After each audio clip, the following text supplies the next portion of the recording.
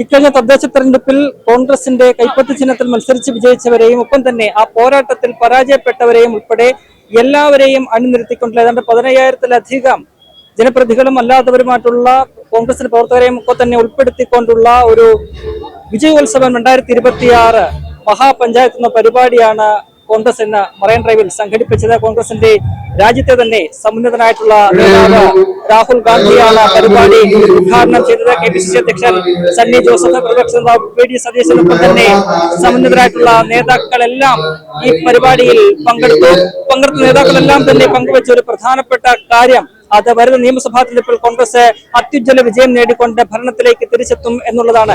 അതിനവർ പ്രധാനപ്പെട്ട കാരണമായി പറയുന്നത് ഇക്കാര്യം തദ്ദേശ തെരഞ്ഞെടുപ്പിൽ നേടിയ അഭൂതപൂർവമായ വിജയമാണ്. 2010 സമാനമായിട്ട് ഏതാണ്ട് 15 വർഷത്തിന് ശേഷമാണ് കോൺഗ്രസ് തദ്ദേശ തെരഞ്ഞെടുപ്പിൽ ഇതുപോലെ ഒരു വിജയം സ്വന്തമാക്കിയെടുക്കുന്നത്. അതുകൊണ്ട് തന്നെ ആ ആവേശം അത് നിയമസഭാ തെരഞ്ഞെടുപ്പ് വരെ നിലനിർത്തിക്കൊണ്ട് പോകുന്നതിനുള്ള ഒരു ഊർജം സംഭരിക്കലായിട്ടാണ് ഈ മഹാപഞ്ചായത്തിനെ നേതാക്കളൊക്കെ തന്നെ മാറ്റിയത്. നേതാക്കളുടെ എല്ലാം തന്നെ പ്രസംഗങ്ങളും വാക്കുകളും എല്ലാം ഈ അണികൾക്ക് പ്രവർത്തകർക്കെല്ലാം തന്നെ ആവേശം പകരുന്ന ഒന്നായിട്ട് മാറിയിട്ടുണ്ട്. കോൺഗ്രസിന് വലിയ ആവേശമാണ്.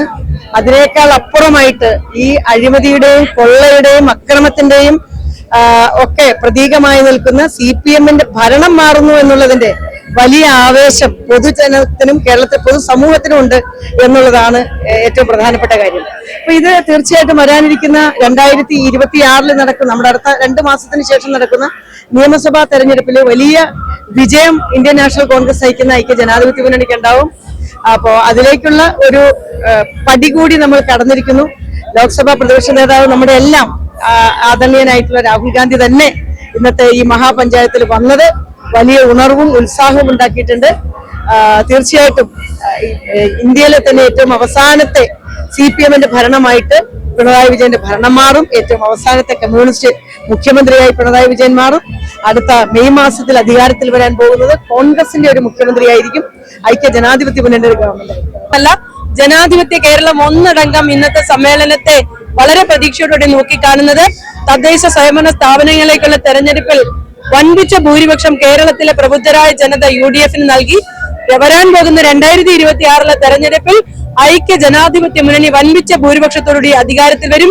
കേരളം കണ്ടിട്ടുള്ളതിൽ വെച്ച് സമാനതകളില്ലാത്ത ദുർഭരണത്തിന് നേതൃത്വം നൽകുന്ന പിണറായി വിജയന്റെ നേതൃത്വത്തിലുള്ള LDF ഗവൺമെന്റ് തീർച്ചയായും അതിന്റെ കൗണ്ട് ഡൗൺ തുടങ്ങിയിരിക്കുകയാണ്.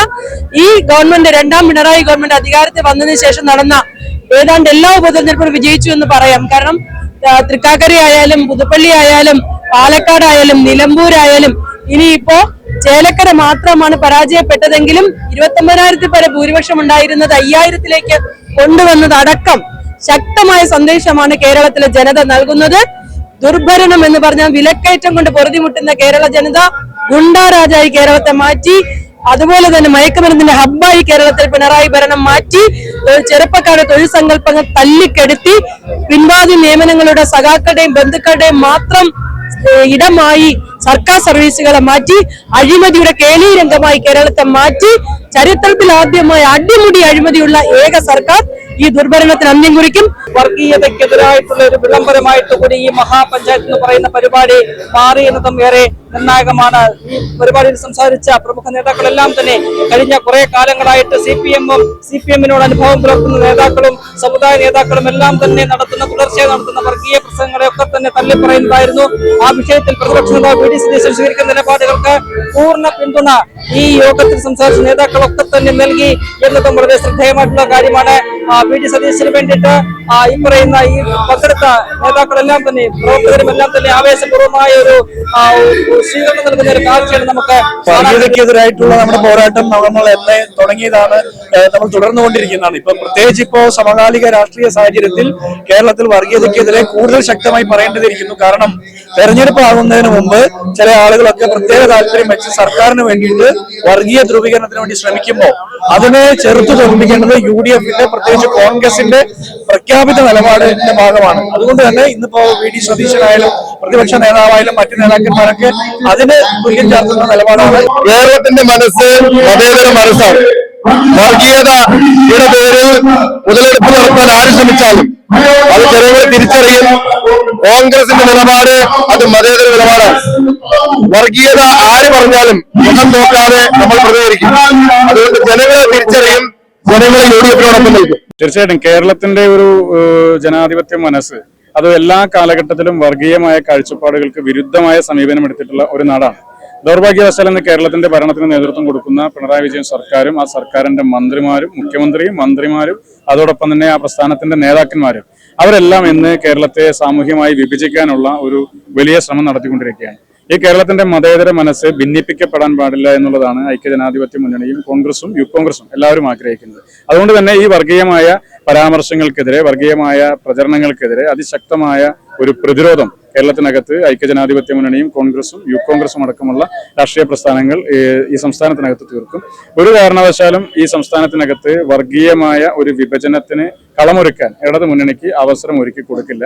അതിന് എത്രയൊക്കെ തന്നെ ശ്രമിച്ചാലും CPM നേതാക്കന്മാരും സജി ചെറിയാനെ പോലുള്ള മന്ത്രിമാരൊക്കെ എത്രയൊക്കെ തന്നെ തുടർ ശ്രമങ്ങൾ നടത്തിക്കൊണ്ടിരുന്നാലും കേരളത്തിന്റെ പൊതുബോധം അത് വർഗീയതയ്ക്കെതിരായ ഒരു വിധിയെഴുത്ത് നടത്തും. കേരളീയ ജനസമൂഹം അത് എല്ലാ കാലഘട്ടത്തിലും വർഗീയതയ്ക്കെതിരായ സമീപനമെടുത്തിട്ടുള്ള ഒരു ജനതയാണ്. ആ ജനത ഇത്തരത്തിലുള്ള വർഗീയ പരാമർശങ്ങളെ തള്ളിക്കളയും, വർഗീയവാദികളെ ഒറ്റപ്പെടുത്തും. പരിപാടി രാഹുൽ ഗാന്ധിയുടെ സാന്നിധ്യം കൊണ്ട് തന്നെ ശ്രദ്ധേയമായ ഈ പരിപാടി കോൺഗ്രസിനെ സംബന്ധിച്ചൊരു കൂടുതൽ ഊർജ്ജം നൽകുന്ന ഒന്നായിട്ട് മാറിയിട്ടുണ്ട്. ആ ഊർജ്ജം വരുന്ന നിയമസഭാ തെരഞ്ഞെടുപ്പിലെ പാർട്ടിയുടെയും മുന്നണിയുടെയും വിജയത്തിനുള്ള ഒരു ചാലക ശക്തിയായിട്ട് മാറ്റുക എന്നതാണ് പാർട്ടിക്ക് മുന്നിലുള്ള പ്രധാനപ്പെട്ട ദൗത്യം ഇനിയുള്ളത്. എന്തായാലും 100-ലധികം സീറ്റുകളുമായിട്ട് കോൺഗ്രസ് UDF വരുന്ന നിയമസഭാ തെരഞ്ഞെടുപ്പിൽ അധികാരത്തിൽ എത്തുമെന്ന കാര്യത്തിൽ ഈ നേതാക്കൾക്കാർക്കും തന്നെ സംശയമില്ല. ആ ആത്മവിശ്വാസം ഈ പറയുന്ന സാധാരണപ്പെട്ട പ്രവർത്തകരിലേക്ക്, അണികളിലേക്ക് പകർന്നു നൽകുന്നതിനുള്ള ഒരു വേദിയായിട്ട് ഈ മഹാപഞ്ചായത്ത് മാറി.